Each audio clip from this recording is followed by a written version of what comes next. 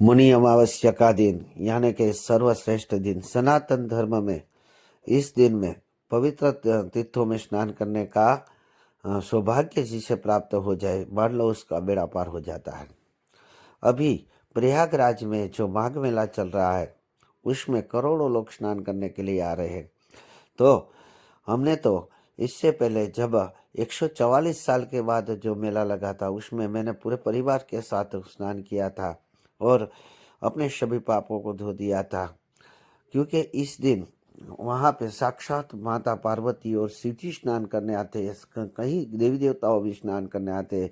जिस जल में देवी देवताओं और भगवान ने स्नान किया है उस जल में हम स्नान कर ले तो कहते हैं ना कि भगवान आपकी आगे चरणों की धूल भी मिल जाए तो भी हमारे लिए हमारा जीवन धन्य हो जाता है।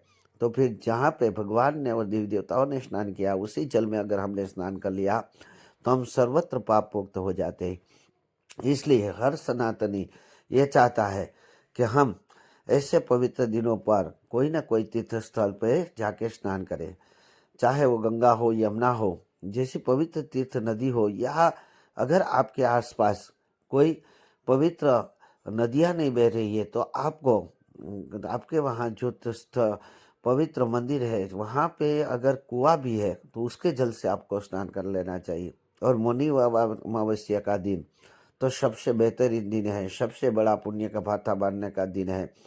उस दिन पे मैंने भी अपने पुत्र रुद्र सत्यम के साथ त्रिवेणी संगम घाट पर स्नान किया, साथ साथ अपने पितरों को तृप्त करने के लिए अंजलि भी दी और कई प्रकार के दान भी किए।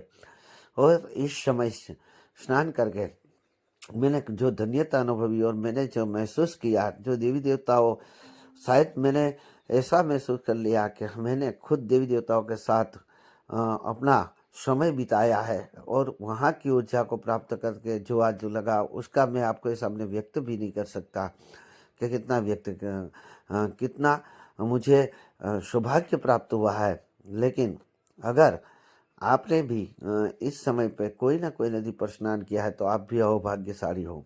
और आज जो प्रयागराज में अभी जो माघ मेला चल रहा है उसमें अगर आप जा सको तो वो सबसे बड़ी दुर्लभ बात है।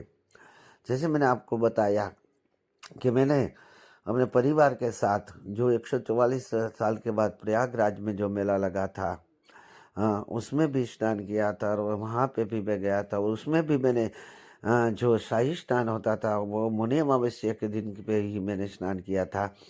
तो इस बार जो ऐसी तिथि आती है, जो ऐसा दिन आता है उस पर अगर तीर्थोदक स्नान भी कर लिया जाए तो दुर्लभ माना जाता है और अहोभाग्य की बात मानी जाती है। तो अगर आप इस दिन दान कर सकते हो और इस दिन पुण्य का भाता जितना भी बांध सकते हो उतना बांधना चाहिए।